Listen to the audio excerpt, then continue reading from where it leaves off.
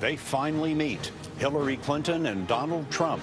One will be the next president of the United States, and they're about to debate for the first time here on CBS.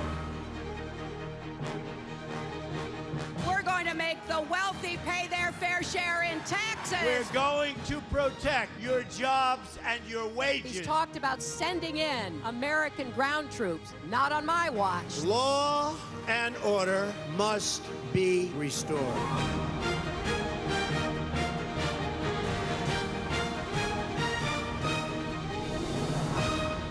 Campaign 2016, the first presidential debate.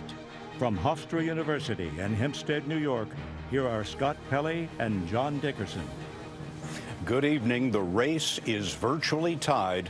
One reason this is among the most anticipated presidential debates in history. Hillary Clinton arrived in the hall a short time ago. Donald Trump is here as well. He is the political novice, 70-year-old billionaire with incendiary anti-establishment rhetoric. He'll be debating the 68-year-old establishment pro, former First Lady, Senator, and Secretary of State, who has more experience at presidential debates than anyone. This is the first of 3 presidential debates, the first time voters can hold a candidate in each hand and compare the ingredients side by side. The debate is sponsored by the nonpartisan Commission on Presidential Debates. It has selected NBC's Lester Holt as the moderator tonight, and he is solely responsible for the topics and the questions. He'll be explaining the ground rules shortly. First, John Dickerson, moderator of Face the Nation. You know, Scott, there's a sense of decorum to a general election debate that's just different than those ones we saw in the primaries. It's the campaign event that most closely approximates the formality of the president. So tonight will be about sharpening the choices between the 2 candidates. It will be about issues, but also how they approach the issues and how they communicate them as they'll have to as president. But if we look at history, it's sometimes a quip or a stumble that the voters pay attention to that ends up defining the night. Now let's go to our campaign correspondents, Major Garrett, covering the Trump campaign. Major? Scott, for Donald Trump and his team, a small measure of victory will be achieved when he walks on stage, invested with the stature and credibility a presidential debate by its very nature confers. The next hurdle for Trump, persuade the country that he is prepared for the rigors of the presidency and he understands how to address their anxiety about terrorism at home and abroad and their anxiousness about economic realities shaped by the forces of globalization. Nancy Cordes is covering the Clinton campaign. Nancy? Scott, Hillary Clinton arrived with her husband, the former president. We saw him shake hands with Melania Trump a few minutes ago. And, you know, normally campaigns try to lower expectations for their candidate. In this case, the Clinton campaign has been very busy trying to raise expectations for Donald Trump. They say he needs to be held to the same standard as Clinton when it comes to understanding the issues and being truthful about past statements. Nancy Cordes and Major Garrett for us tonight. Thanks. Big stakes tonight because the race is tied and also because there are more undecided viewers than usual. Lester Holt, as we said, is the moderator tonight, and we will go down to the podiums now. Good evening from Hofstra University in Hempstead, New York. I'm Lester Holt, anchor of NBC Nightly News. I want to welcome you to the first presidential debate. The participants tonight are Donald Trump and Hillary Clinton. This debate is sponsored by the Commission on Presidential Debates, a nonpartisan, nonprofit organization. The commission drafted tonight's format, and the rules have been agreed to by the campaigns. The 90-minute debate is divided into 6 segments, each 50 minutes long. We'll explore 3 topic areas tonight: achieving prosperity, America's direction, and securing America. At the start of each segment, I will ask the same lead-off question to both candidates, and they will each have up to 2 minutes to respond. From that point until the end of the segment, we'll have an open discussion. The questions are mine and have not been shared with the commission or the campaigns. The audience here in the room has agreed to remain silent so that we can focus on what the candidates are saying. I will invite you to applaud, however, at this moment as we welcome the candidates. Democratic nominee for President of the United States, Hillary Clinton, and Republican nominee for President of the United States, Donald J. Trump.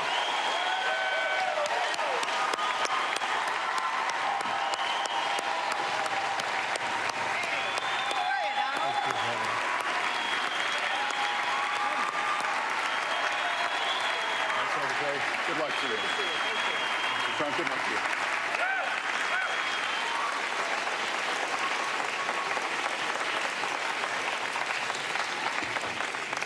Well, I don't expect us to cover all the issues of this campaign tonight, but I remind everyone there are 2 more presidential debates scheduled. We are going to focus on many of the issues that voters tell us are most important, and we're going to press for specifics. I am honored to have this role, but this evening belongs to the candidates and just as important to the American people. Candidates, we look forward to hearing you articulate your policies and your positions, as well as your visions and your values. So, let's begin. We're calling this opening segment Achieving Prosperity, and central to that is jobs. There are 2 economic realities in America today. There's been a record 6 straight years of job growth, and new census numbers show incomes have increased at a record rate after years of stagnation.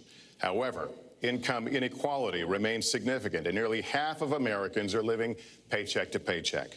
Beginning with you, Secretary Clinton, why are you a better choice than your opponent to create the kinds of jobs that will put more money into the pockets of American workers? Well, thank you, Lester, and thanks to Hofstra for hosting us. The central question in this election is really what kind of country we want to be and what kind of future we'll build together. Today is my granddaughter's 2nd birthday, so I think about this a lot.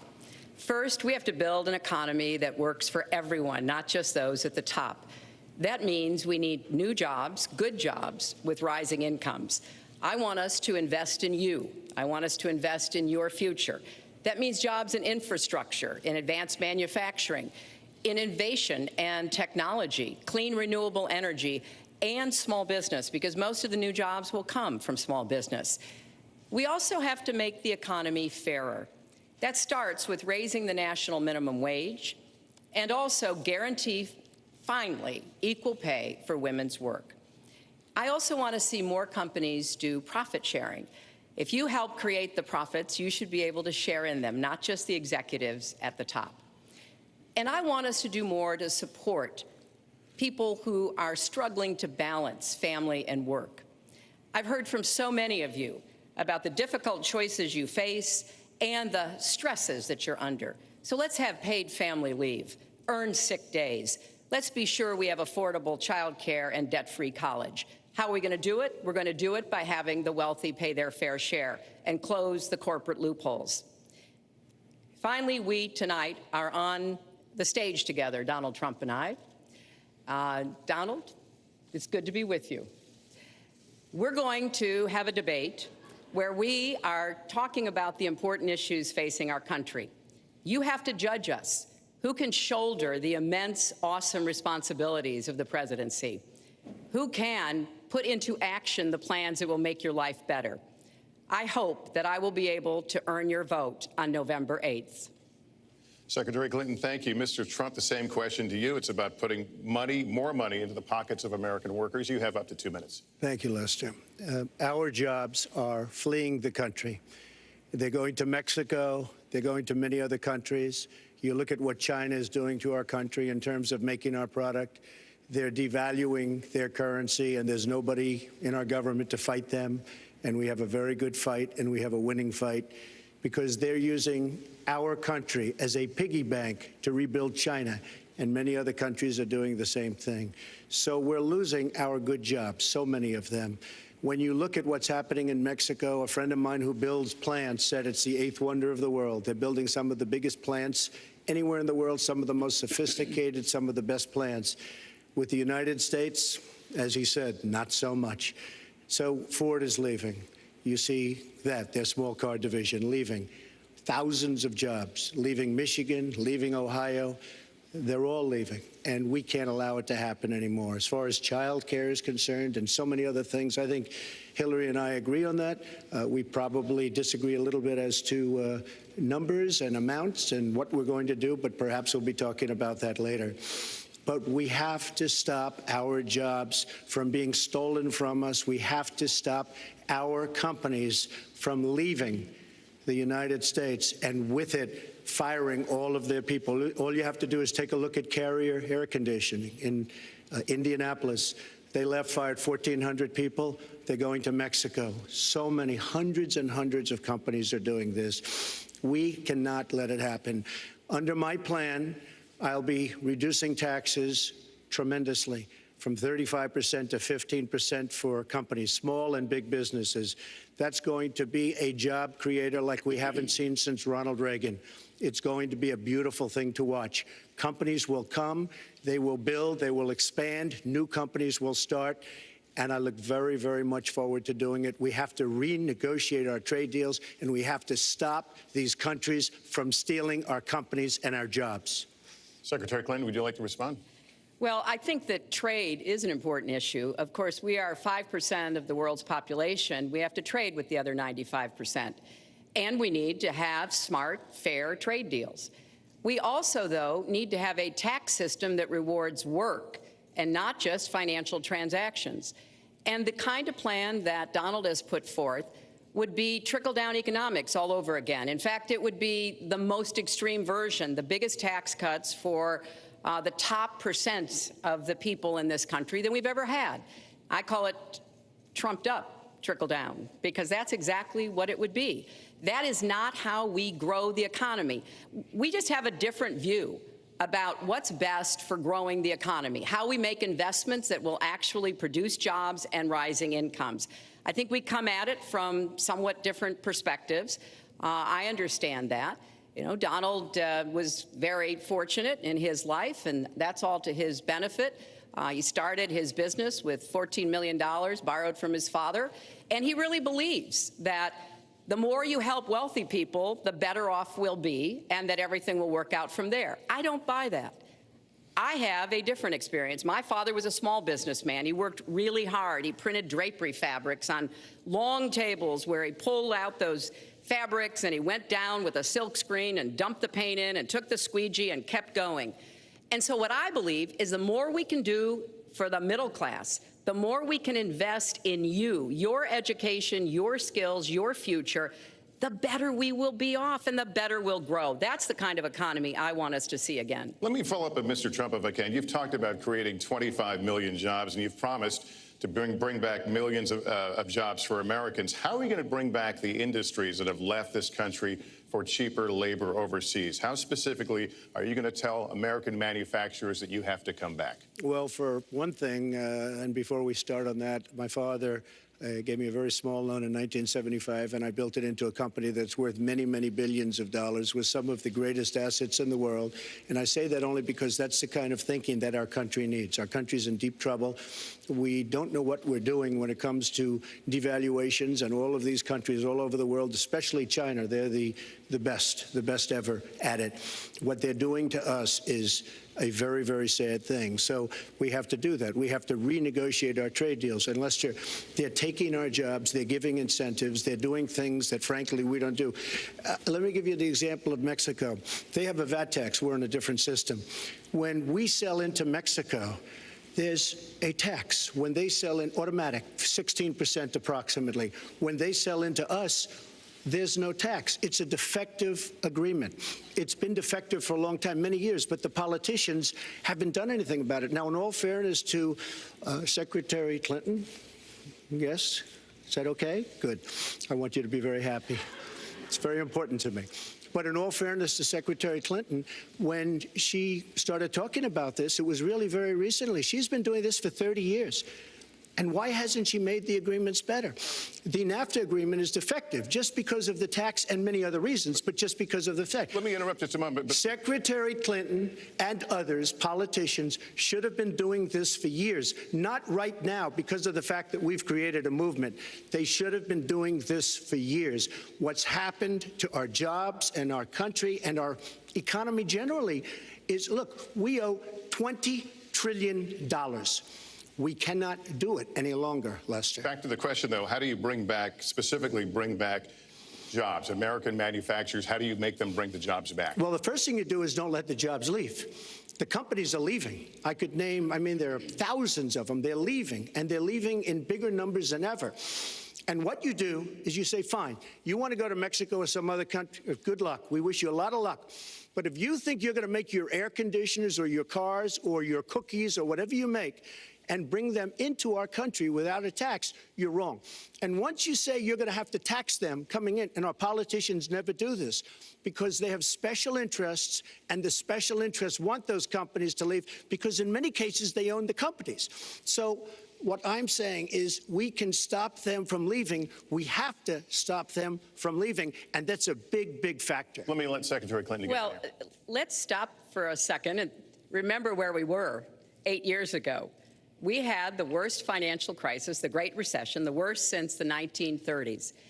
That was in large part because of tax policies that slashed taxes on the wealthy, failed to invest in the middle class, took their eyes off of Wall Street, and created a perfect storm. In fact, Donald was one of the people who rooted for the housing crisis. He said back in 2006, gee, I hope it does collapse because then I can go in and buy some and make some money. Well, it did collapse. That's called business, by the way. 9 million people lost their jobs. 5 million people lost their homes, and $13 trillion in family wealth was wiped out. Now, we have come back from that abyss, and it has not been easy. So we're now on the precipice of having a potentially much better economy, but the last thing we need to do is to go back to the policies that failed us in the first place. Independent experts have looked at what I've proposed and looked at what Donald's proposed, and basically they've said this, that if his tax plan, which would blow up the debt by over $5 trillion and would, in some instances, disadvantage middle-class families compared to the wealthy, were to go into effect, we would lose 3.5 million jobs and maybe have another recession.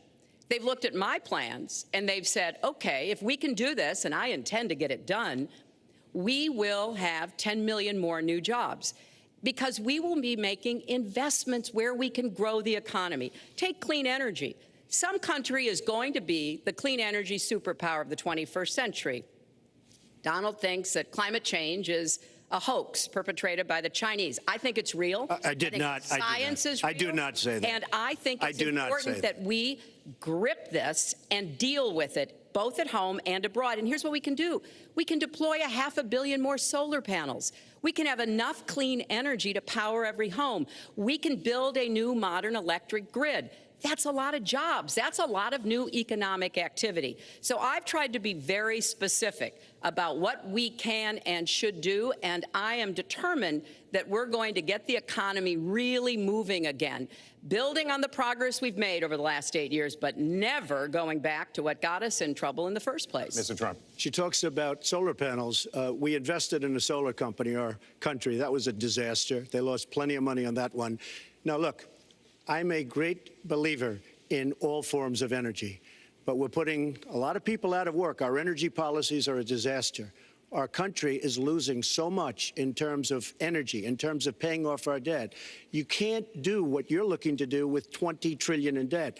The Obama administration, from the time they've come in, is over 230 years worth of debt, and he's topped it. He's doubled it in a course of almost 8 years, 7.5 years to be semi-exact. So I will tell you this, we have to do a much better job at keeping our jobs, and we have to do a much better job at giving companies incentive to build new companies or to expand, because they're not doing it. And all you have to do is look at Michigan and look at Ohio and look at all of these places where so many of their jobs and their companies are just leaving. They're gone. And Hillary, I just ask you this. You've been doing this for 30 years. Why are you just thinking about these solutions right now? For 30 years you've been doing it, and now you're just starting to think of solutions. Well, actually, I will bring back jobs. You can't bring back jobs. Well, actually, I have thought about this quite a bit. Yeah, for 30 years. I have, well, not quite that long. I think my husband did a pretty good job in the 1990s. I think a lot about what worked and how we can make it work again. Well, he approved 3 million NAFTA. new jobs, He approved a balanced NAFTA, budget, which is the single worst trade deal ever approved in this country. Incomes went up for everybody. Manufacturing jobs went up also in the 1990s, if we're actually going to look at the facts. When I was in the Senate, I had a number of trade deals that came before me. and I held them all to the same test. Will they create jobs in America? Will they raise incomes in America? And are they good for our national security? Some of them I voted for. The biggest one, a multinational one known as CAFTA, I voted against. And because I hold the same standards as I look at all of these trade deals. But let's not assume that trade is the only challenge we have in the economy. I think it is a part of it, and I've said what I'm going to do. I'm going to have a special prosecutor. We're going to enforce the trade deals we have, and we're going to hold people accountable. When I was Secretary of State, we actually increased American exports globally 30%. We increased them to China 50%. So I know how to really work to get new jobs and to get exports that help to create more new jobs. Well, you haven't done it in 30 years or 26 years. Well, any number you I've want to been do. a senator, You Donald, haven't done it. And you haven't I done have it. been a And excuse Secretary me, of State, and I have Your done husband signed a lot. NAFTA, which was one of the worst things that ever happened Well, to the that's your manufacturing opinion. industry. That is your You go to New England, you go to Ohio, Pennsylvania, you go anywhere you want, Secretary Clinton, and you will see devastation where manufacturing is down 30, 40, sometimes 50%. NAFTA is the worst trade deal maybe ever signed anywhere, but certainly ever signed in this country. And now you want to approve Trans-Pacific Partnership. You were totally in favor of it. Then you heard what I was saying, how bad it is, and you said, I can't win that debate. But you know that if you did win, you would approve that, and that will be almost as bad as NAFTA. Nothing will ever top NAFTA. That is just not accurate. I was against it once it was finally negotiated and the terms were laid out. I wrote about that in... You called it the gold standard. Well, I hope... You called it the gold standard of trade deals. You said it's the finest deal you've ever seen. No. And then you heard what I said about it, and all of a sudden you were against it. Well, Donald, I know you live in your own reality, but that is not the facts. The facts are, I did say I hoped it would be a good deal, but when it was negotiated, which I was not responsible for, I concluded it wasn't. I wrote about that. So is it President Obama's fault? Is it President Obama's fault? Even announced. Look, there are Secretary, is it President Obama's fault? There are because he's pushing it. There are different views about what's good for our country, our economy, and our leadership in the world. And I think it's important to look at what we need to do to get the economy going again. That's why I said new jobs with rising incomes, investments, not in more tax cuts that would add $5 trillion to the debt. But you have no plan. Oh, I do. Secretary, in fact, you I have no plan. A book about it. It's called Stronger Together. You can pick it up tomorrow. That's about all you... Folks, at the bookstore or at an airport near you. We're going to move to... But it's because I see this. We need to have strong growth, fair growth, sustained growth. We also have to look at how we help families balance the responsibilities at home and the responsibilities at business. So we have a very robust set of plans, and people who have looked at both of our plans have concluded that mine would create 10 million jobs and yours would lose us 3.5 million jobs and explode You are going to approve one of the biggest tax cuts in history. You are going to approve one of the biggest tax increases in history. You are going to drive business out. Your regulations are a disaster, and you're going to increase regulations all over the place. And by the way, my tax cut is the biggest since Ronald Reagan. I'm very proud of it. It will create tremendous numbers of new jobs. But regulations, you are going to regulate these businesses out of existence. When I go around, Lester, I tell you this, I've been all over. And when I go around, despite the tax cut, the things that business and people like the most is the fact that I'm cutting regulation. You have regulations on top of regulations, and new companies cannot form, and old companies are going out of business, and you want to increase the regulations and make them even worse. I'm going to cut regulations, but I'm going to cut taxes big league, and you're going to raise taxes big league. End of story. Let me get you to pause right there, because we're going to move into the next segment. We're going to talk taxes. That can't be left to stand. Please, just take 30 seconds, then we're going to go on. I kind of assumed that there would be a lot of these charges and claims. And so we have taken the homepage of my website, HillaryClinton.com, and we've turned it into a fact checker. So if you want to see in real time what the facts are, please go and take a look. Because and take a look at mine also, and you'll see. Not add a penny to the debt. and your plans would add $5 trillion to the debt. What I have proposed would cut regulations and streamline them for small businesses. What I have proposed would be paid for by raising taxes on the wealthy because they have made all the gains in the economy.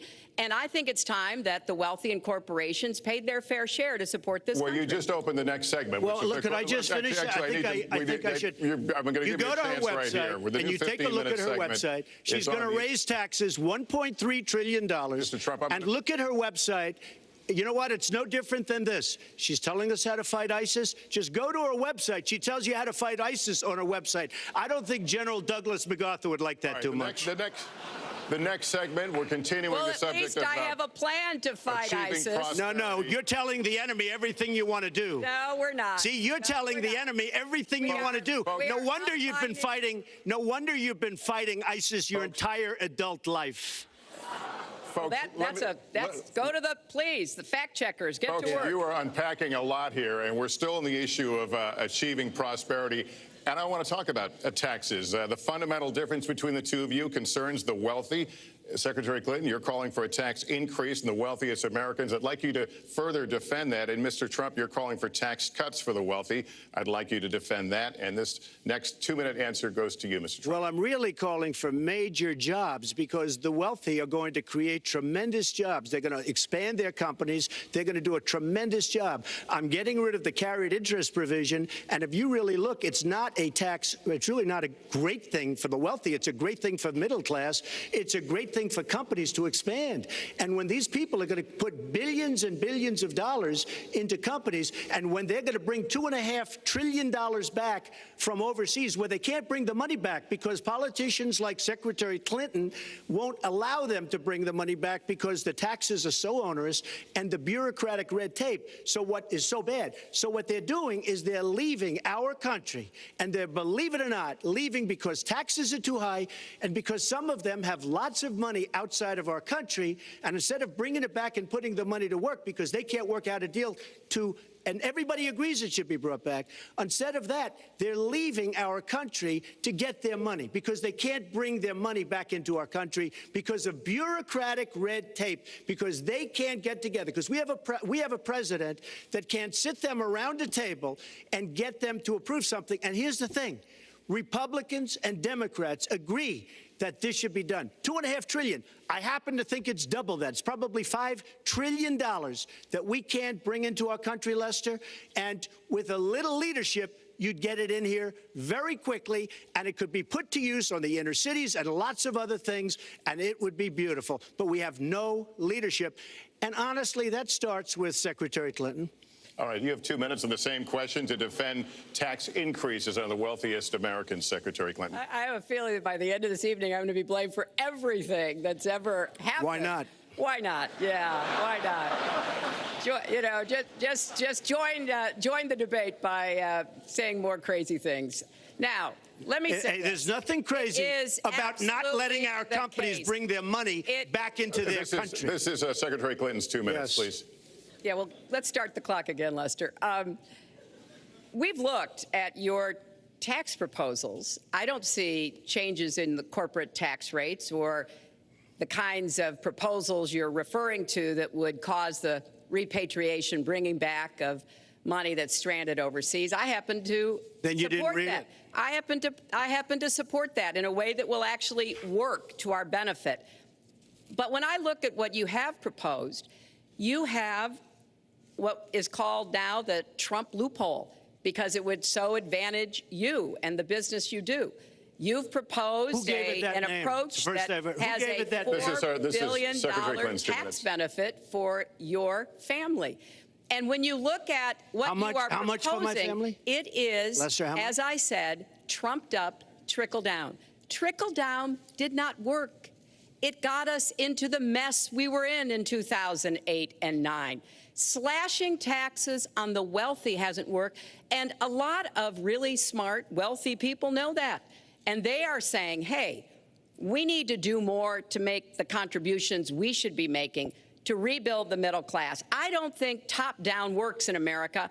I think building the middle class, investing in the middle class, making college debt-free so more young people can get their education, helping people refinance their debt from college at a lower rate. Those are the kinds of things that will really boost the economy. Broad-based, inclusive growth is what we need in America, not more advantages for people at the very top. Mr. Trump, Typical politician, all talk, no action, sounds good, doesn't work, never going to happen. Our country is suffering because people like Secretary Clinton have made such bad decisions in terms of our jobs and in terms of what's going on. Now, look, we have the worst revival of an economy since the Great Depression. And believe me, we're in a bubble right now.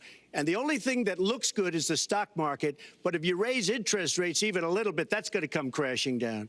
We are in a big, fat, ugly bubble. And we better be awfully careful. And we have a Fed that's doing political things. This Janet Yellen of the Fed. The Fed is doing political by keeping the interest rates at this level.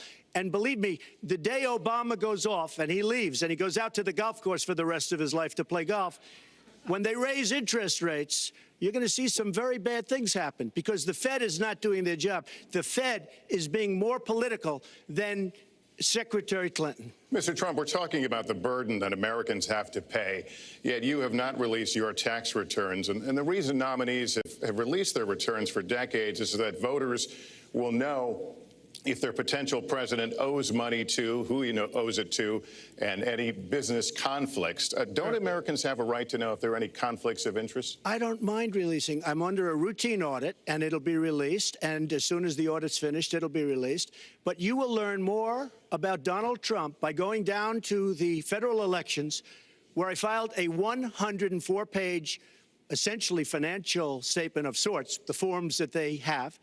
It shows income. In fact, the income, I just looked today, the income is filed at $694 million for this past year. $694 million.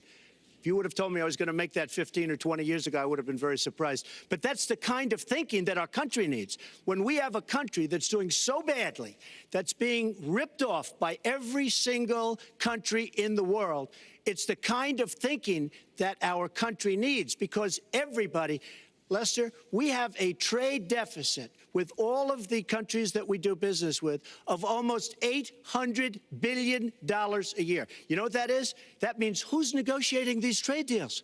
We have people that are political hacks negotiating our trade deals. The IRS says an audit of your taxes, you're perfectly free to release your taxes during an audit. And so the question, does the public's right to know outweigh your personal? Well, I told you, I will release them as soon as the audit. Look, I've been under audit almost for 15 years. I know a lot of wealthy people that have never been audited. I said, do you get audited? I get audited almost every year. And in a way, I should be complaining. I'm not even complaining. I don't mind it. It's almost become a way of life. I get audited by the IRS, but other people don't. I will say this. We have a situation in this country that has to be taken care of. I will release my tax returns against my lawyer's wishes. When she releases her 33,000 emails that have been deleted, as soon as she releases them, I will release my tax returns. And that's against my lawyers. They say, don't do it. I will tell you this. No, in fact, watching shows, reading the papers, almost every lawyer says, you don't release your returns until the audit's complete. When the audit's complete, I'll do it. But I would go against them if she releases her email. So it's negotiable? It's not negotiable. No, let her release the email. Why did she delete 33,000? Well, I'll let her ask that, but let me just admonish the audience one more time. There was an agreement. We did ask you to be silent, so it would be helpful for us. Secretary Clinton. Well, I think you've just seen another example of bait and switch here. For 40 years, everyone running for president has released their tax returns. You can go and see nearly, I think, 39, 40 years of our tax returns, but everyone has done it. We know the IRS has made clear there is no prohibition on releasing it when you're under audit. So you've got to ask yourself, why won't he release his tax returns? And I think there may be a couple of reasons. First, maybe he's not as rich as he says he is. Second, maybe he's not as charitable as he claims to be. Third, we don't know all of his business dealings, but we have been told through investigative reporting that he owes about $650 million to Wall Street and foreign banks. Or maybe he doesn't want the American people, all of you watching tonight, to know that he's paid nothing in federal taxes, because the only years that anybody's ever seen were a couple of years when he had to turn them over to state authorities when he was trying to get a casino license, and they showed he didn't pay any federal income tax. So if he's paid zero, that means zero for troops, zero for vets, zero for schools or health. And I think probably he's not all that enthusiastic about having the rest of our country see what the real reasons are, because it must be something really important, even terrible, that he's trying to hide. And the financial disclosure statement, they don't give you the tax rate. They don't give you all the details that tax returns would. And it just seems to me that this is something that the American people deserve to see. And I have no reason to believe that he's ever going to release his tax returns, because there's something he's hiding. And we'll guess. We'll keep guessing at what it might be that he's hiding. But I think the question is, were he ever to get near the White House, what would be those conflicts? Who does he owe money to? Well, he owes you the answers to that, and he should provide them. He also raised the issue of your emails. Do you want to respond to that? I do. You know, I made a mistake using a private email. That's for sure. And if I had to do it over again, I would obviously do it differently. But I'm not going to make any excuses. It was a mistake, and I take responsibility for that. Mr. Trump? That was more than a mistake. That was done purposely, okay? That was not a mistake. That was done purposely. When you have your staff taking the Fifth Amendment, taking the Fifth, so they're not prosecuted. When you have the man that set up the illegal server taking the Fifth, I think it's disgraceful. And believe me, this country thinks it's disgraceful. It really thinks it's disgraceful also. As far as my tax returns, you don't learn that much from tax returns, that I can tell you. You learn a lot from financial disclosure. And you should go down and take a look at that. The other thing, I'm extremely underleveraged. The report that said 650, which, by the way, a lot of friends of mine that know my business said, boy, that's really not a lot of money. It's not a lot of money relative to what I had. The buildings that were in question, they said in the same report, which was actually, it wasn't even a bad story, to be honest with you, but the buildings are worth $3.9 billion. And the 650 isn't even on that. But it's not 650. It's much less than that. But I could give you a list of banks. I would, if that would help you, I would give you a list of banks. These are very fine institutions, very fine banks. I could do that very quickly. I am very underleveraged. I have a great company. I have a tremendous income. And the reason I say that is not in a braggadocious way. It's because it's about time that this country had somebody running it that has an idea about money. When we have $20 trillion in debt and our country's a mess. You know, it's one thing to have $20 trillion in debt and our roads are good and our bridges are good and everything's in great shape. Our airports are like from a third world country. You land at LaGuardia, you land at Kennedy, you land at LAX, you land at Newark, and you come in from Dubai and Qatar and you see these incredible, you come in from China, you see these incredible airports, and you land, we've become a third world country. So, the worst of all things has happened. We owe $20 trillion, and we're a mess. We haven't even started.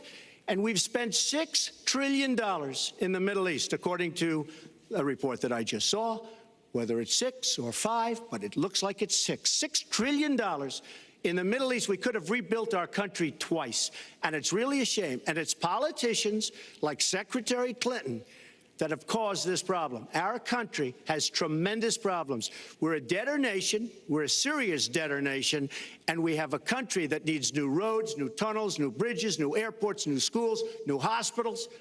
And we don't have the money because it's been squandered on so many of your ideas. Let you respond, and we'll move to our because next. you haven't paid any federal income tax for a lot of years. And the other thing I think is important It would be squandered too, believe me.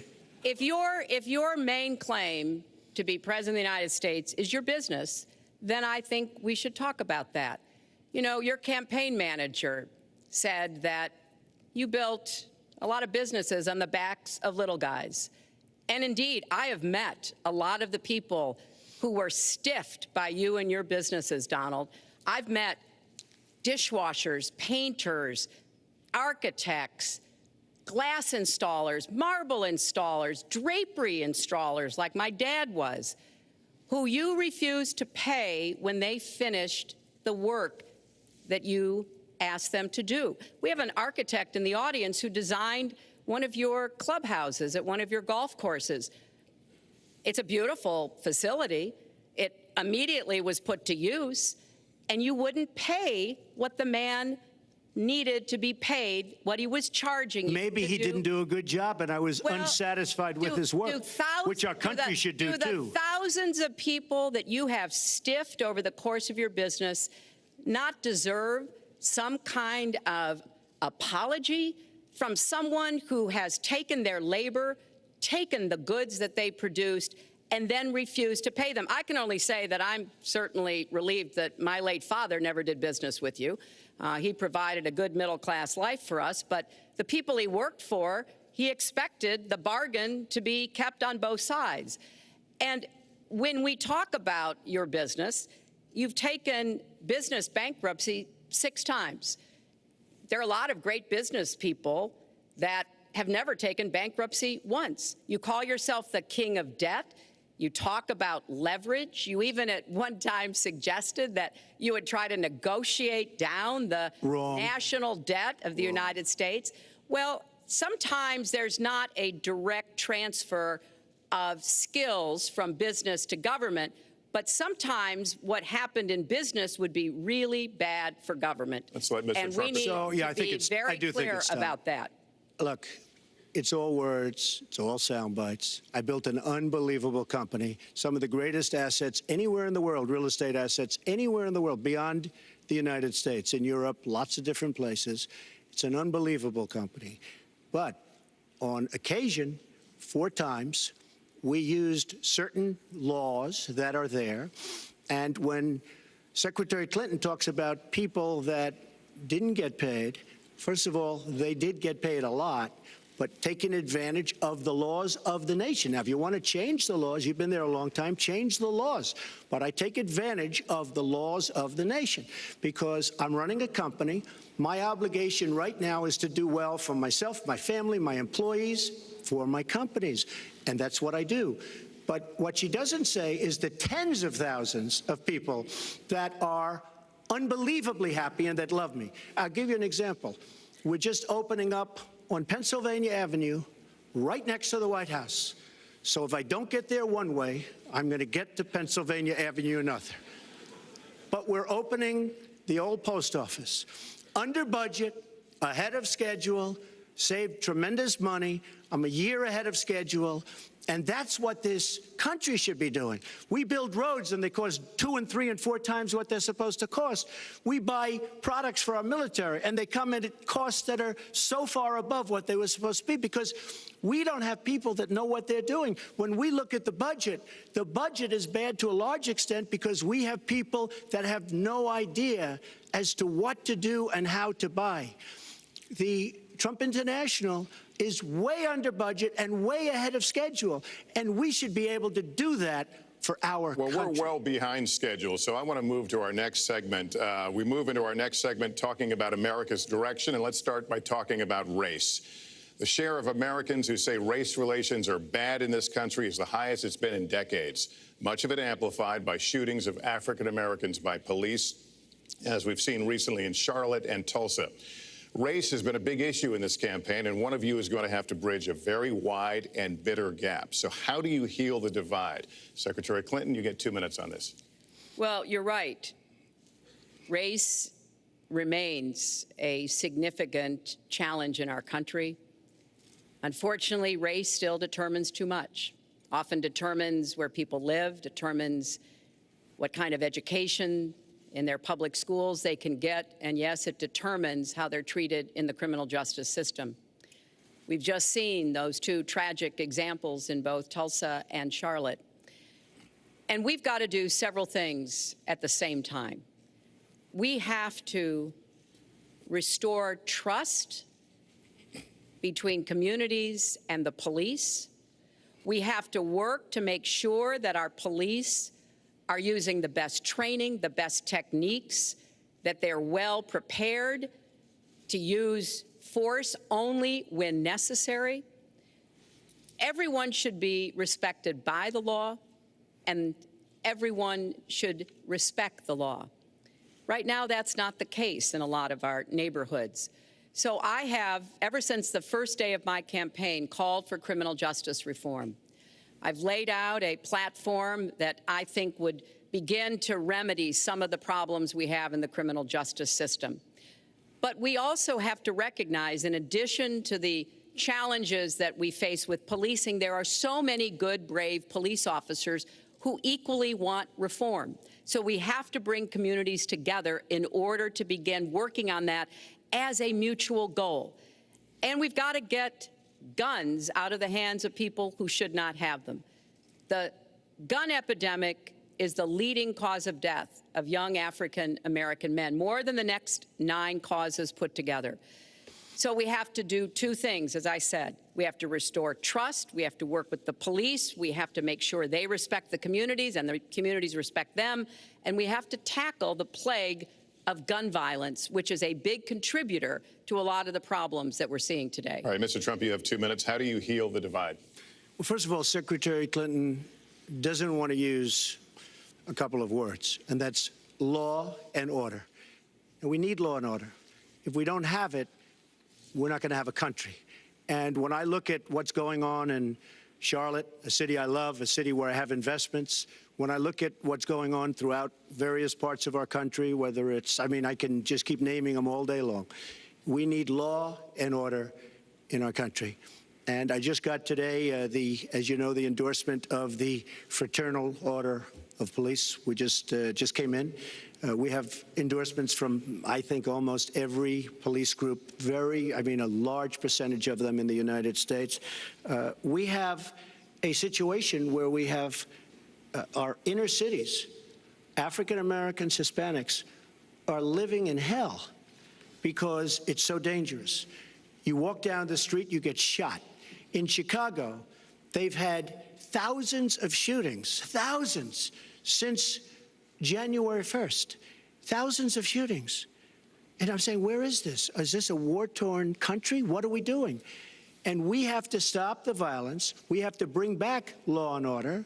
In a place like Chicago, where thousands of people have been killed, thousands over the last number of years. In fact, almost 4,000 have been killed since Barack Obama became president. Almost 4,000 people in Chicago have been killed.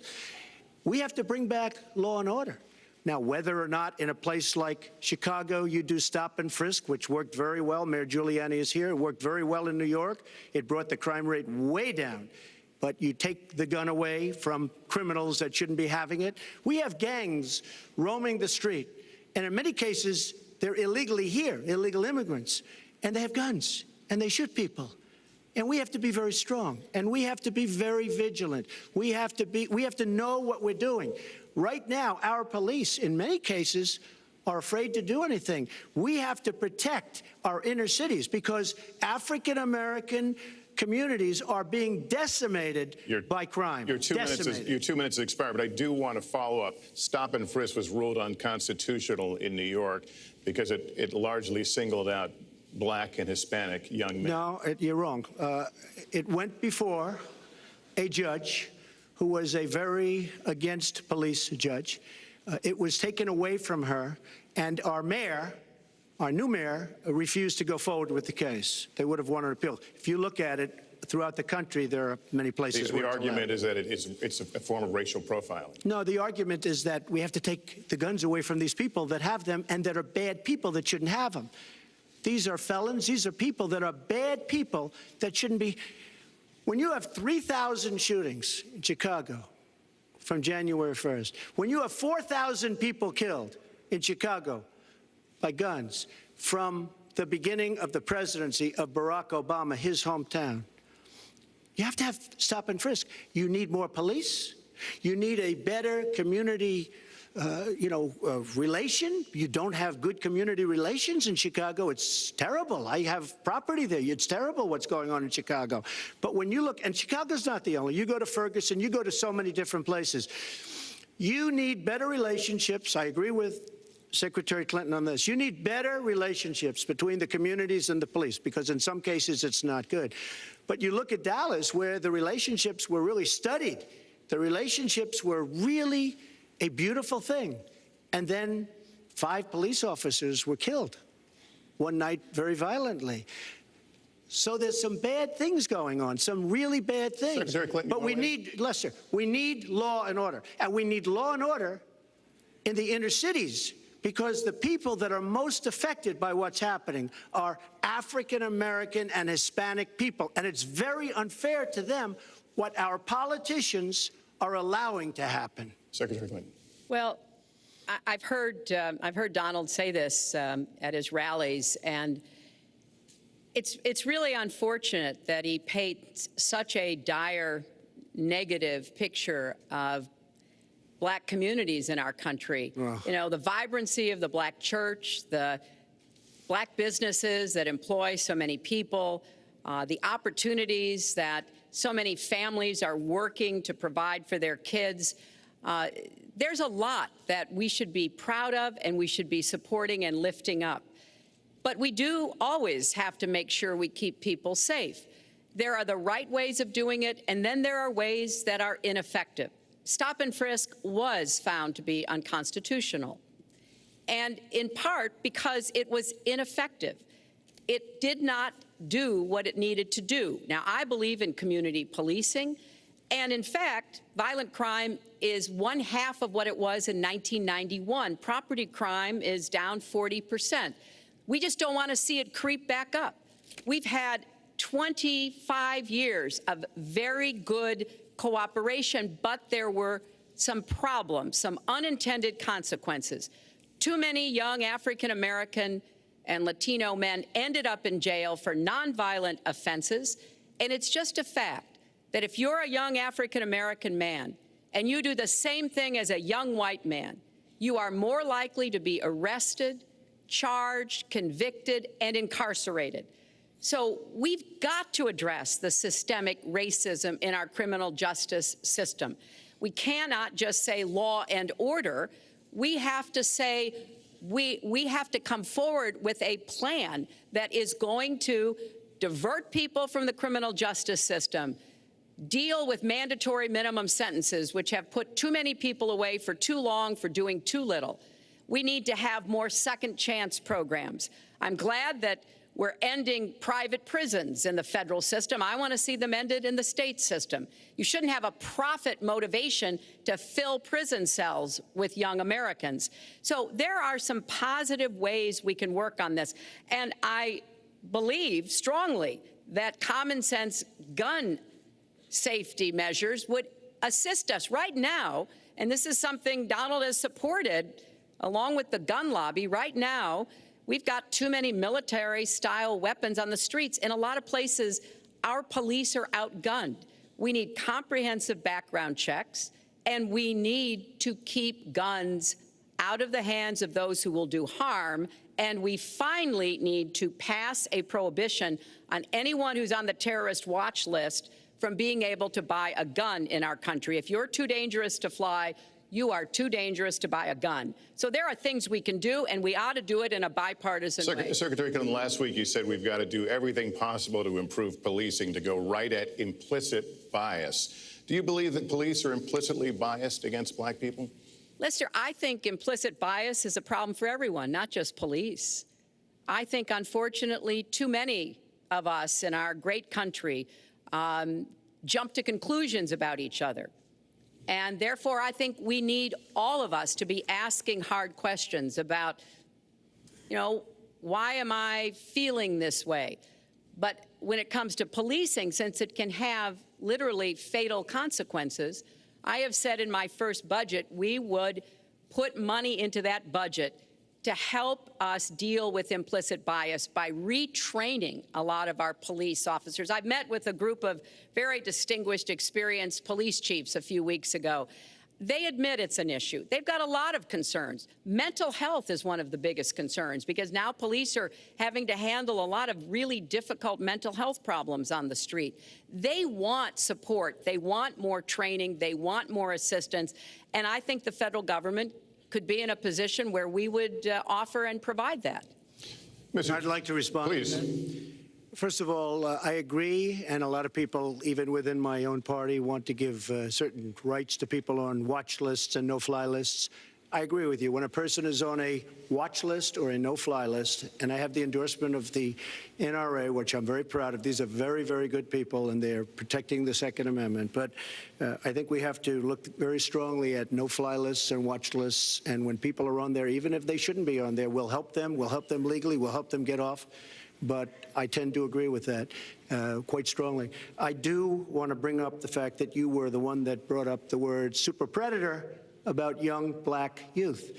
And that's a term that I think was it's been horribly met, as you know. I think you've apologized for it.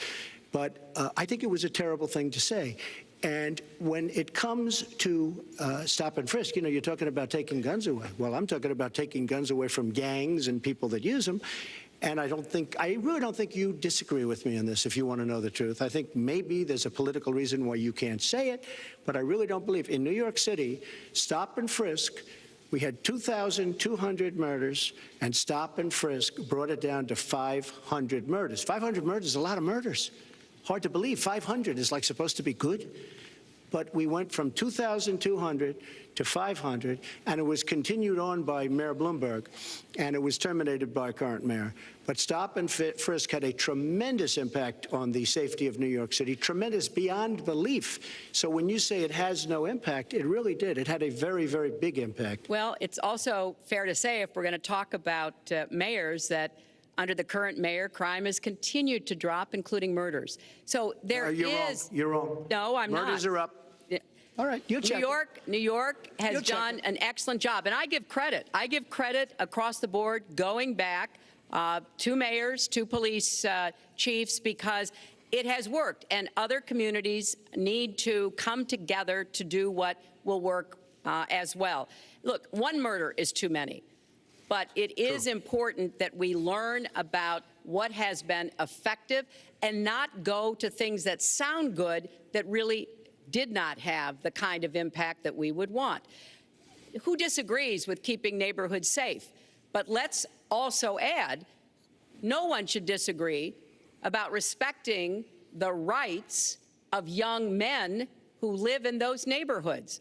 And so we need to do a better job of working again with the communities, faith communities, business communities, as well as the police, to try to deal with this problem. This conversation is about race, and so, Mr. Trump, I have to ask you. But I'd like to just respond, if I might. Please, 20 seconds. I'd just like to respond. Please respond, then I've got to follow up. Look, the African-American community has been let down by our politicians.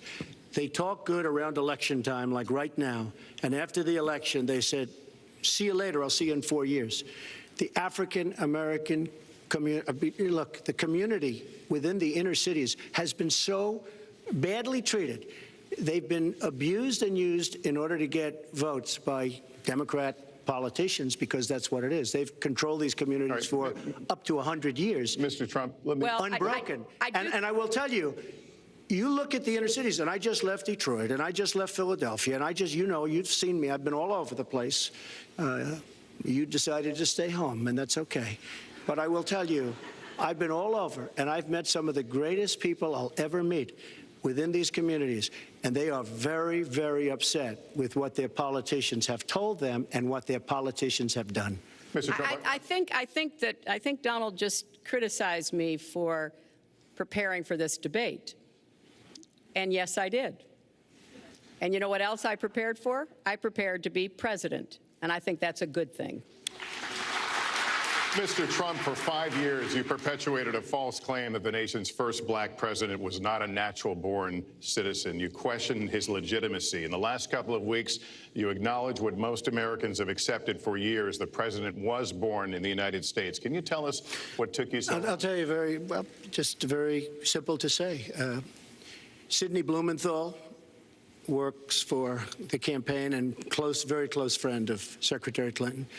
and her campaign manager, Patty Doyle, went to, during the campaign, her campaign against President Obama, fought very hard. And you can go look it up and you can check it out. And if you look at CNN this past week, Patty Solis Doyle was on Wolf Blitzer saying that this happened. Blumenthal sent McClatchy, highly respected reporter at McClatchy, to Kenya to find out about it. They were pressing it very hard. She failed to get the birth certificate. When I got involved, I didn't fail. I got him to give the birth certificate. So I'm satisfied with it, and I'll tell you why I'm satisfied with it. That was in because I want to 2011. get on to defeating ISIS, because I want to get on to creating jobs, because I want to get on to having a strong border, because I want to get on to things that are very important to me and that are very important to the country. I'll let you respond. It's important, but I just want to get the answer here. The birth certificate was produced in 2011. You continued to tell the story and question the president's legitimacy in 2012, 13, 14, 15, as recently as January. So the question is, what changed your mind? Well, nobody was pressing it. Nobody was caring much about it. I figured you'd ask the question tonight, of course, but nobody was caring much about it. But I was the one that got him to produce the birth certificate, and I think I did a good job. Secretary Clinton also fought it. I mean, you know, now everybody in mainstream is going to say, oh, that's not true. Look, it's true. Sidney Blumenthal sent a reporter. You just have to take a look at CNN last week, the interview with your former campaign manager, and she was involved. But just like she can't bring back jobs, she can't produce. I'm sorry, I'm just going to follow up, and I will let you respond to that because if there's a lot there. But we're talking about racial healing in this segment. What do you say to Americans? Well, it was very, I say nothing. I say nothing because I was able to get him to produce it. He should have produced it a long time before. I say nothing. But let me just tell you, when you talk about healing, I think that I've developed very, very good relationships over the last little while with the African-American community. I think you can see that. And I feel that they really wanted me to come to that conclusion, and I think I did a great job and a great service, not only for the country, but even for the president in getting him to produce his birth certificate. Secretary Clinton. Well, just listen to what you heard. And clearly, as Donald just admitted, he knew he was going to stand on this debate stage and Lester Holt was going to be asking us questions, so he tried to put the whole racist birther lie to bed. But it can't be dismissed that easily. He has really started his political activity based on this racist lie that our first black president was not an American citizen. There was absolutely no evidence for it, but he persisted. He persisted year after year because some of his supporters, people that he was trying to bring into his fold, apparently believed it or wanted to believe it. But remember, Donald started his career back in 1973 being sued by the Justice Department for racial discrimination because he would not rent apartments in one of his developments to African Americans, and he made sure that the people who worked for him understood that was the policy. He actually was sued twice by the Justice Department. So he has a long record of engaging in racist behavior. And the birther lie was a very hurtful one. You know, Barack Obama is a man of great dignity, and I could tell how much it bothered him and annoyed him that this was being touted and used against him. But I like to remember what Michelle Obama said in her amazing speech at our Democratic National Convention. When they go low, we go high. And Barack Obama went high, despite Donald Trump's best efforts to bring him down. Mr. Trump, you can respond, then we're going to move on to the next segment. I would love to respond. First of all, I got to watch, in preparing for this, some of your debates against Barack Obama. You treated him with terrible disrespect. And I watched the way you talk now about how lovely everything is and how wonderful you are. It doesn't work that way. You were after him. You even sent out, or your campaign sent out, pictures of him in a certain garb, very famous pictures. I don't think you can deny that. But just last week, your campaign manager said it was true. So when you try to act holier than thou, it really doesn't work. It really doesn't. Now, as far as the lawsuit, yes, when I was very young, I went into my father's company, had a real estate company in Brooklyn and Queens, and we, along with many, many other companies throughout the country, it was a federal lawsuit, were sued.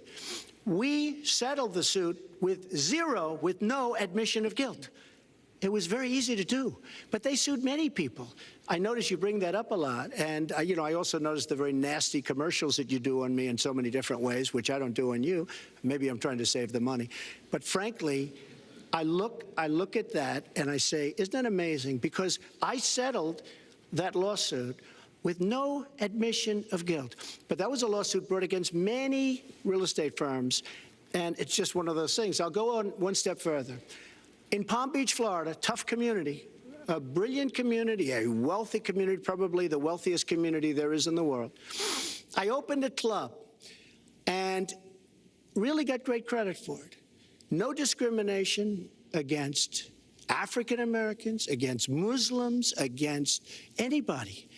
And it's a tremendously successful club, and I'm so glad I did it. And I have been given great credit for what I did, and I'm very, very proud of it. And that's the way I feel.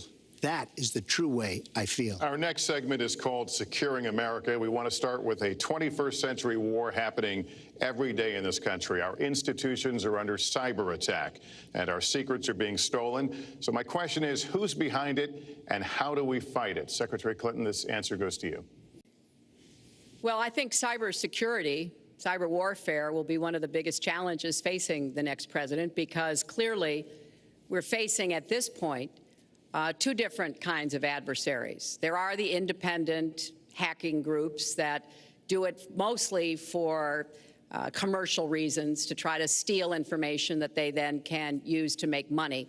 But increasingly, we are seeing cyber attacks coming from states, organs of states. The most recent and troubling of these has been Russia. There's no doubt now that Russia has used cyber attacks against all kinds of organizations in our country, and I am deeply concerned about this. I know Donald's very praiseworthy of Vladimir Putin, but Putin is playing a really tough, long game here.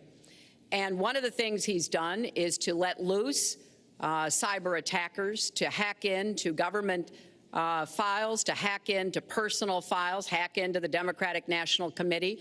And we recently have learned that, that this is one of their preferred methods of trying to wreak havoc and collect information.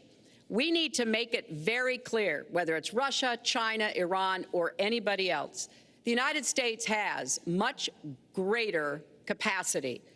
And we are not going to sit idly by and permit state actors to go after our information, our private sector information or our public sector information. And we're going to have to make it clear that we don't want to use the kinds of tools that we have. We don't want to engage in a different kind of warfare, but we will defend the citizens of this country. And the Russians need to understand that. I think they've been treating it as almost a probing. How far would we go? How much would we do? And that's why I was so shocked when Donald publicly invited Putin to hack into Americans. That is just unacceptable. It's one of the reasons why 50 national security officials who served in Republican administration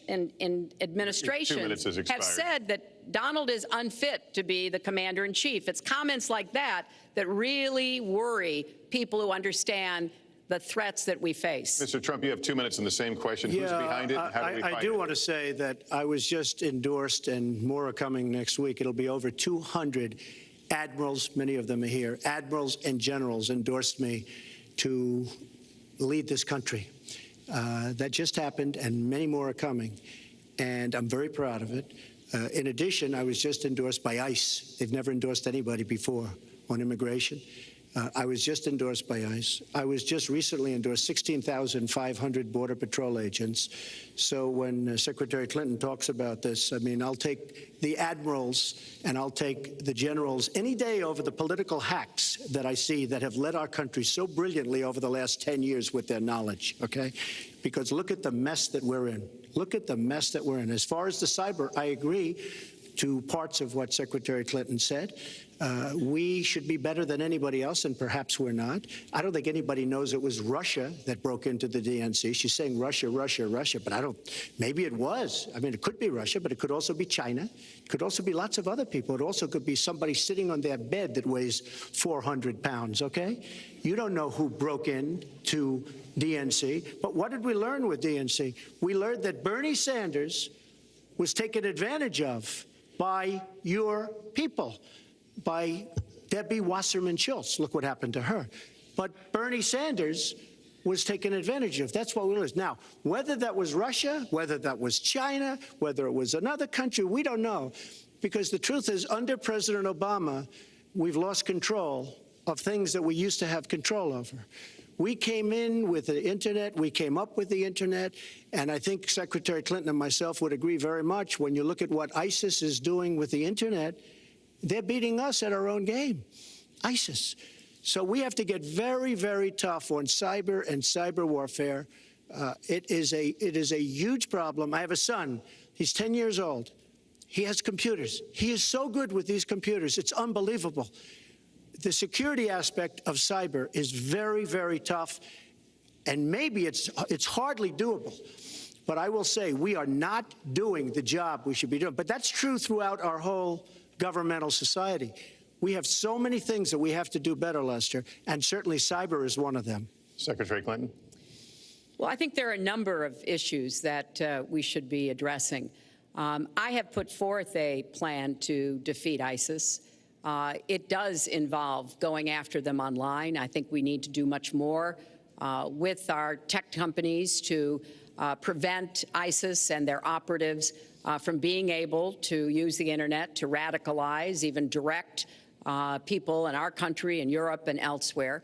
But we also have to intensify our air strikes against ISIS and eventually support our Arab and Kurdish partners to be able to actually take out ISIS in Raqqa and their claim of being a caliphate.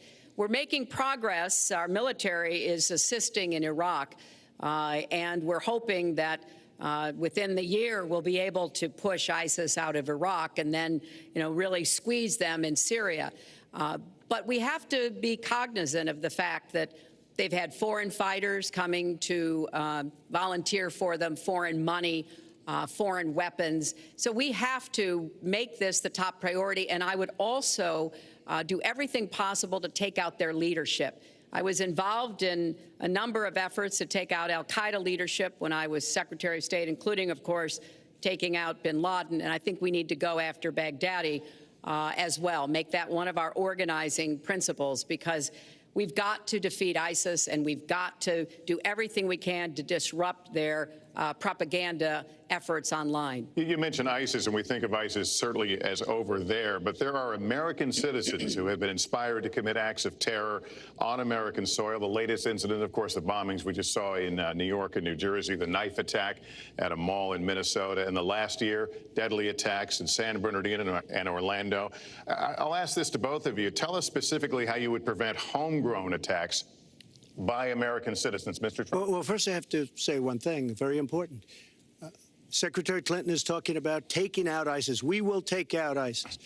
Well, President Obama and Secretary Clinton created a vacuum the way they got out of Iraq, because they got out, they shouldn't have been in, but once they got in, the way they got out was a disaster, and ISIS was formed. So she talks about taking them out. She's been doing it a long time. She's been trying to take them out for a long time. But they wouldn't have even been formed if they left some troops behind, like 10,000 or maybe something more than that. And then you wouldn't have had them. Or, as I've been saying for a long time, and I think you'll agree because I said it to you once, had we taken the oil, and we should have taken the oil, ISIS would not have been able to form either because the oil was their primary source of income. And now they have the oil all over the place, including the oil, a lot of the oil in Libya, which was another one of her disasters. Secretary Clinton. Well, I hope the fact checkers are turning up the volume and really working hard. Donald supported the invasion of Iraq. Wrong. That is absolutely wrong. Proved over and over again. Wrong. He actually advocated for the actions we took in Libya and urged that Gaddafi be taken out after actually doing some business with him one time. But the larger point, he says this constantly, is George W. Bush made the agreement about when American troops would leave Iraq, not Barack Obama. And the only way that American troops could have stayed in Iraq is to get an agreement from the then Iraqi government that would have protected our troops. And the Iraqi government would not give that. But let's talk about the question you asked, Lester. The question you asked is, what do we do here in the United States? That's the most important part of this. How do we prevent attacks? How do we protect our people? And I think we've got to have an intelligence surge where we are looking for every scrap of information. I was so proud of law enforcement in New York, in Minnesota, in New Jersey. You know, they responded so quickly, so professionally to the attacks that occurred by Rahami. And they brought him down. And we may find out more information because he is still alive, which may prove to be an intelligence benefit. So we've got to do everything we can to vacuum up intelligence from Europe, from the Middle East. That means we've got to work more closely with our allies. And that's something that Donald has been very dismissive of. We're working with NATO, the longest military alliance in the history of the world, to really turn our attention to terrorism. We're working with our friends in the Middle East, many of which, as you know, are Muslim-majority nations. Donald has consistently insulted Muslims abroad, Muslims at home, when we need to be cooperating with Muslim nations and with the American Muslim community. They're on the front lines. They can provide information to us that we might not get anywhere else. They need to have close working cooperation with law enforcement in these communities, not be alienated and pushed away, as some of Donald's rhetoric, unfortunately, has led to. Mr. Well, I'd have to respond. Please respond. The Secretary said very strongly about working with. We've been working with them for many years. And we have the greatest mess anyone's ever seen. You look at the Middle East, it's a total mess, under your direction to a large extent. But you look at the Middle East, you started the Iran deal. That's another beauty, where you have a country that was ready to fall. I mean, they were doing so badly. They were choking on the sanctions, and now they're going to be actually probably a major power at some point pretty soon, the way they're going. But when you look at NATO, I was asked on a major show, what do you think of NATO? Now, you have to understand, I'm a business person. I did really well, but I have common sense. And I said, well, I'll tell you, I haven't given lots of thought to NATO, but two things. Number one, the 28 countries of NATO, many of them aren't paying their fair share. Number two, and that bothers me because we should be, yes, we're defending them, and they should at least be paying us what they're supposed to be paying by treaty and contract.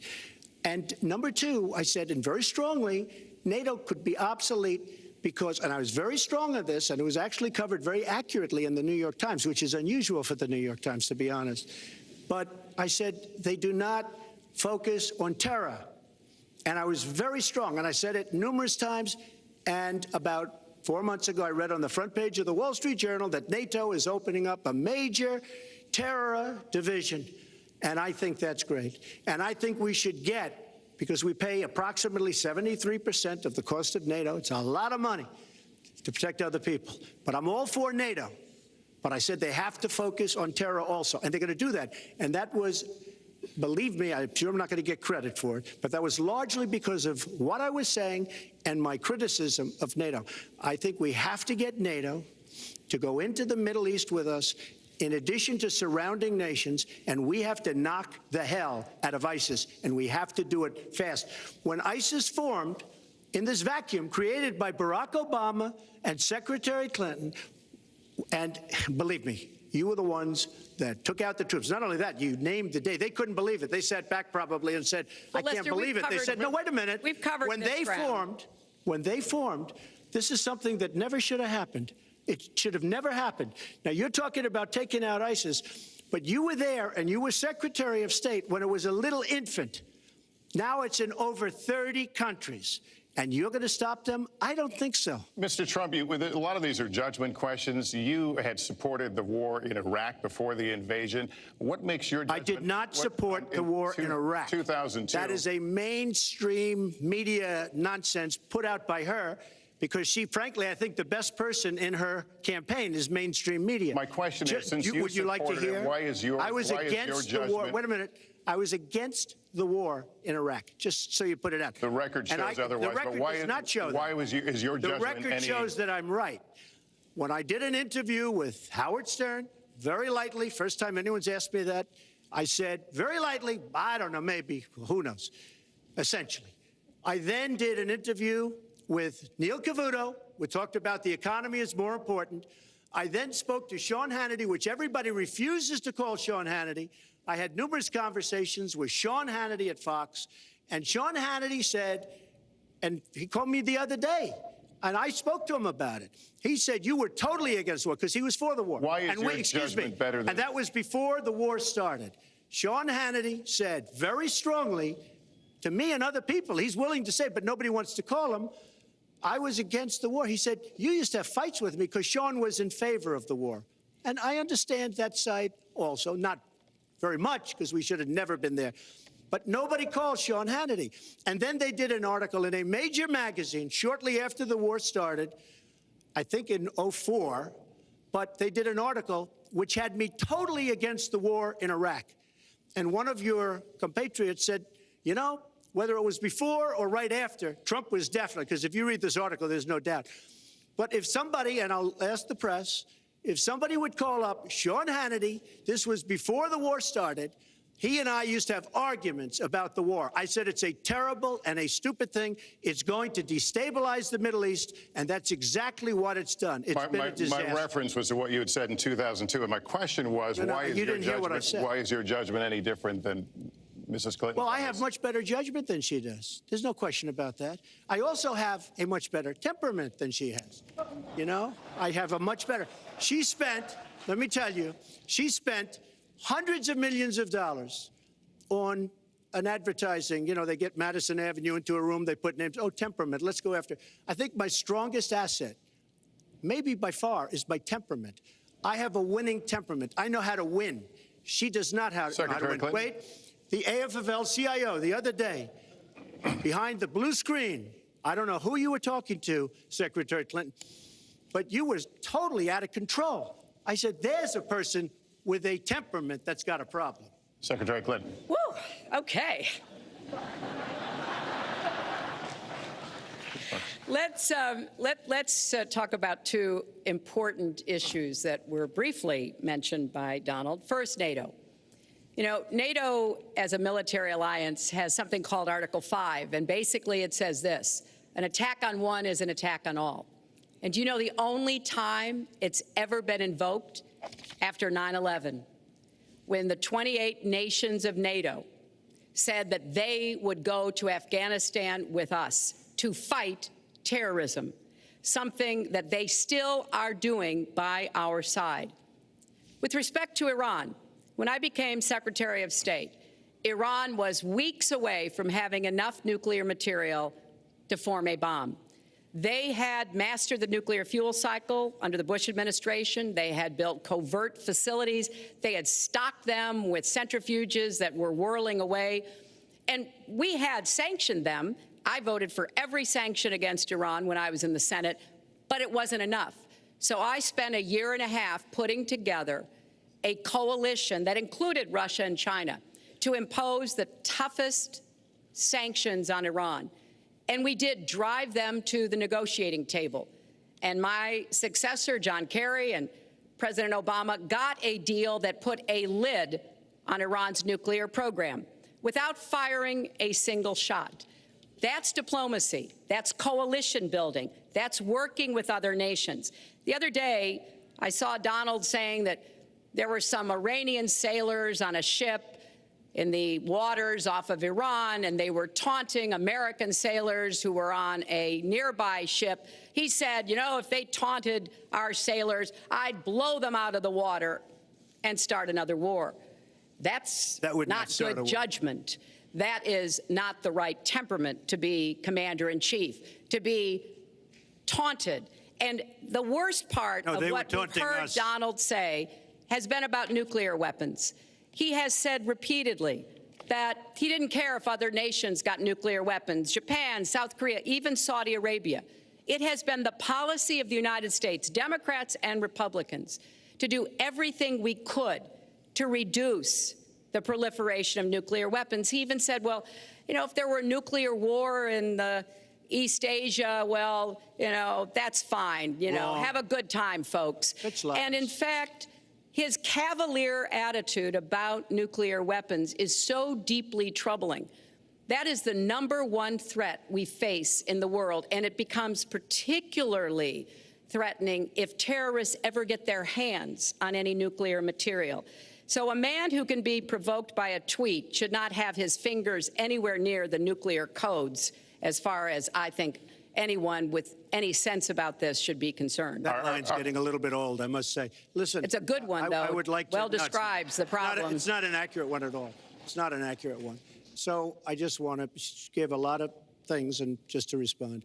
I agree with her on one thing. The single greatest problem the world has is nuclear armament, nuclear weapons.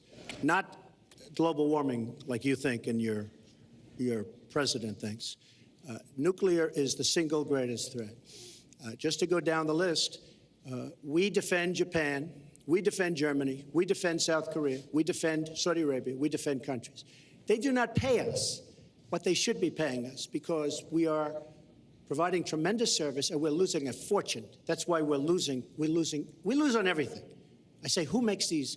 We lose on everything. Well, I said that it's very possible that if they don't pay a fair share, because this isn't 40 years ago where we could do what we're doing. We can't defend Japan, a behemoth selling us cars by the million. We need to move on. Wait, but it's very important. All I said was they may have to defend themselves or they have to help us out. We're a country that owes $20 trillion. They have to help us out. As far as the nuclear is concerned, I agree. It is the single greatest threat that this country has. Which leads my next question as we enter our last segment here still on the subject of securing America. On nuclear weapons, President Obama reportedly considered changing the nation's longstanding policy on first use.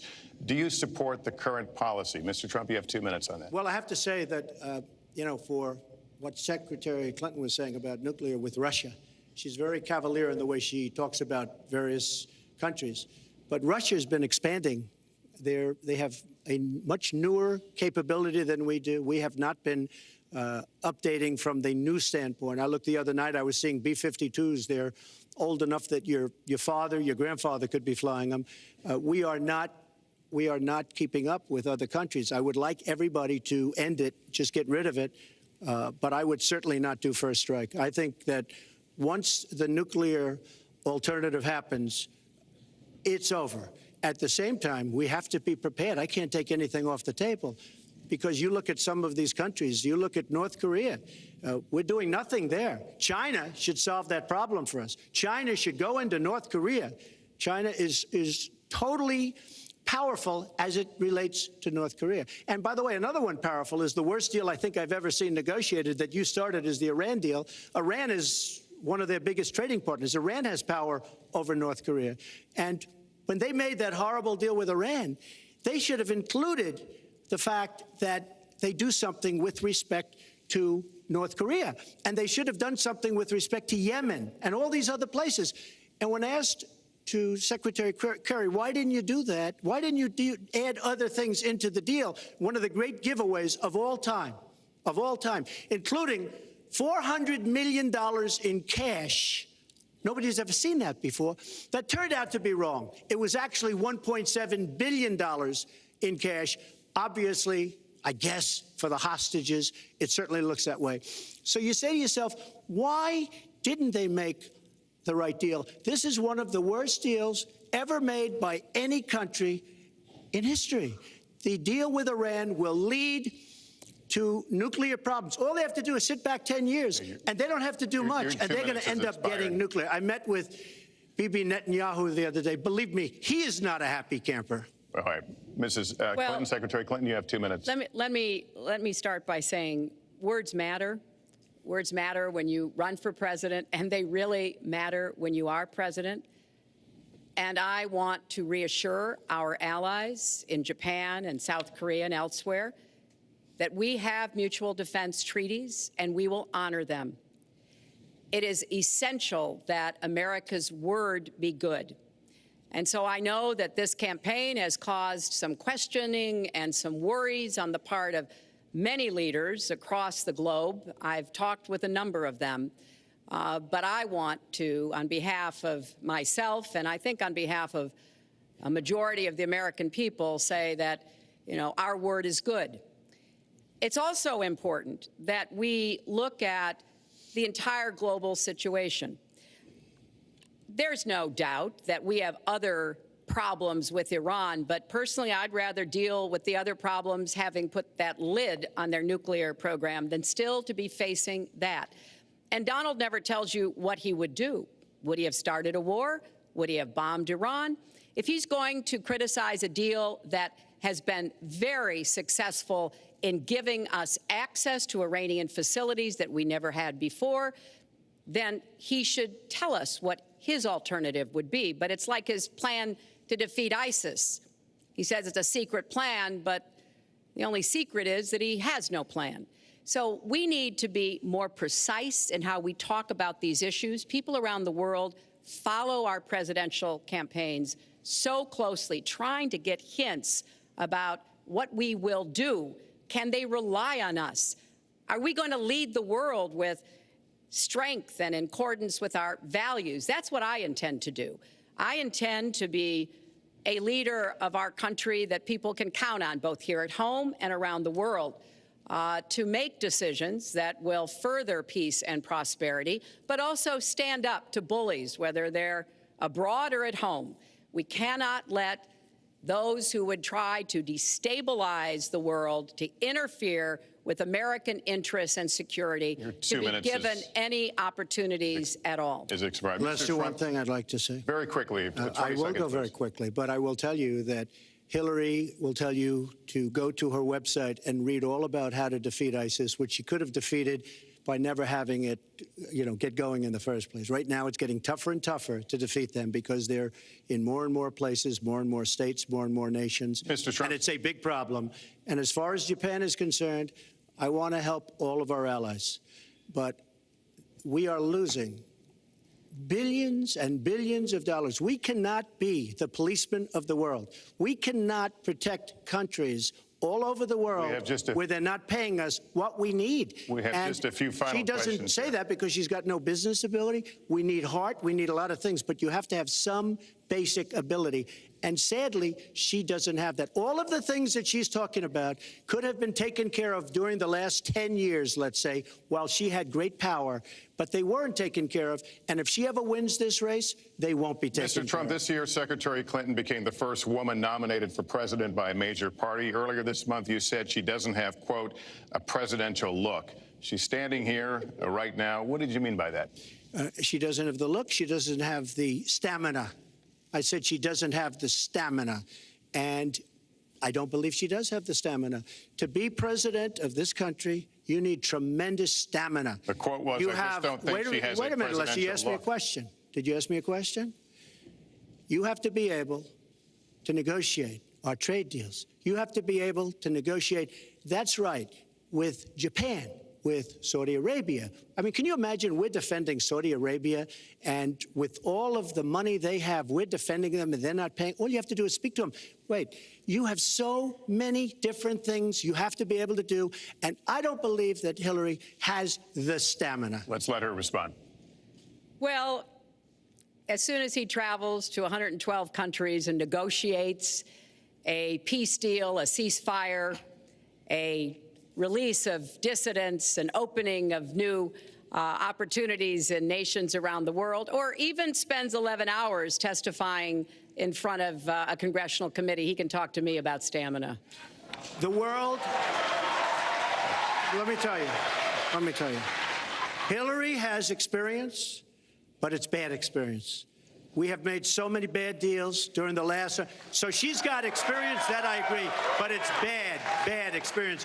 Whether it's the Iran deal that you're so in love with, where we gave them $150 billion back, whether it's the Iran deal, whether it's anything you can name, you almost can't name a good deal. I agree. She's got experience, but it's bad experience. And this country can't afford to have another 4 years of that kind of experience. We are at the final question. One thing, Very Lester, quickly, is, we're at the final question he now. tried to switch from looks to stamina.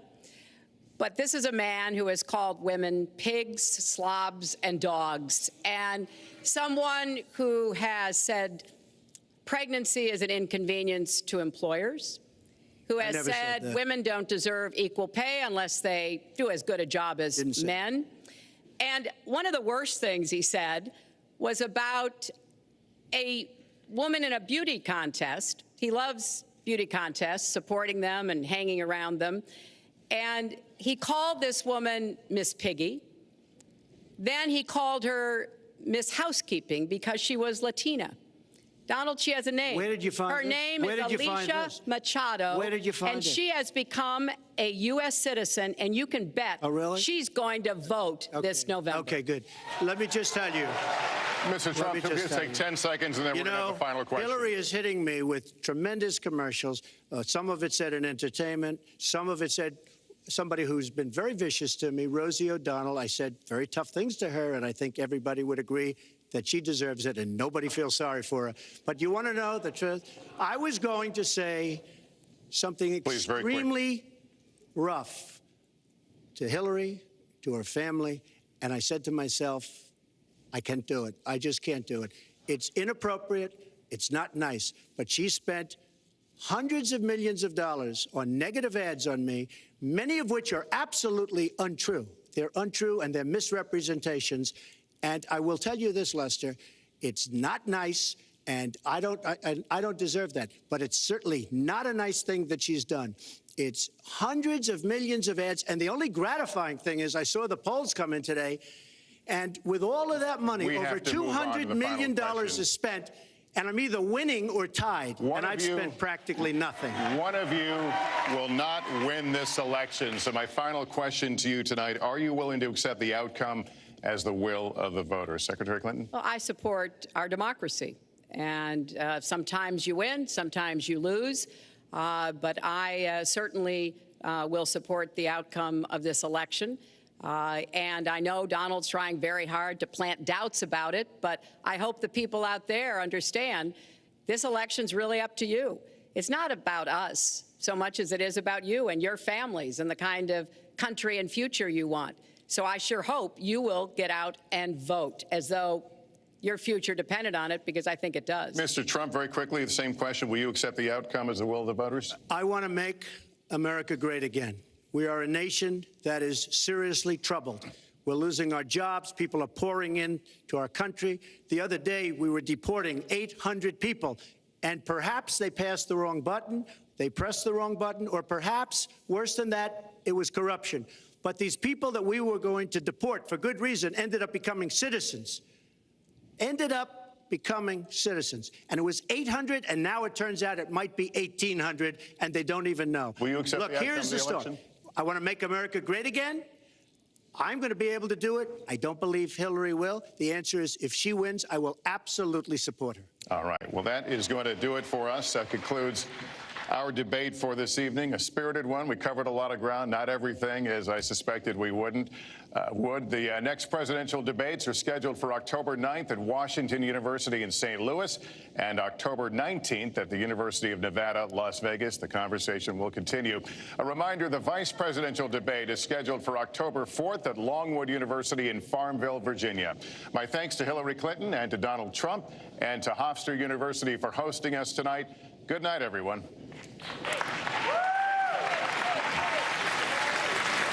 And the first presidential debate between Hillary Clinton and Donald Trump ends with a handshake, but no mended feelings between the two. Going into the debate, we wondered whether they could treat each other with respect, even though they loathe one another. And it worked for about 89 minutes, but in these last few minutes, things really came apart and the name-calling began. John Dickerson is joining us here tonight. John, what did you see? Yeah, at the end there, I wasn't sure they were going to do the shaking of the hands. You know, throughout the evening, Donald Trump stuck on a couple of big themes, kept talking about the typical politicians, how Hillary Clinton had been a part of the system that had failed America again and again. He was pressed on specifics. Hillary Clinton had a lot of specifics, and he kept coming back to not specifics, but naming the problem, saying it was a result of the political class. When he was specific, it was about trade and just promising to make good trade deals. Hillary Clinton was quite specific on everything from her tax plan to her policies overseas. But the question will be, did people like the blunt force of Trump, or did they like Hillary Clinton's greater command of the facts? Hillary Clinton was getting into a great deal more in terms of the details. She was apparently, from the looks of it, reading notes from the podium. Donald Trump's points were bumper sticker points. Bring it jobs back, law and order. Very simple kinds of ideas that punch through for many people. Well, that's right. Now, there are the fact checkers are going to have a field day because there were a lot of back and forths about the facts and who was saying what fact and where. But it'll be interesting to see whether that ends up hurting him. It hasn't hurt him so far. And that blunt message that, you know, his challenge was to just kind of use this session. The people who are watching for the first time, lots of people are taking new impressions tonight and basically get through the thrust of his campaign. Hillary Clinton got forward a lot of the things she believed in too, and we'll have to see how it settles out. Now, as we said just a moment ago, there was a great deal of decorum in the early part of the debate. She started the debate calling him Donald. He started the debate calling her Secretary Clinton. But toward the very end, things really got out of hand, and we have queued up just a portion of that for you right now.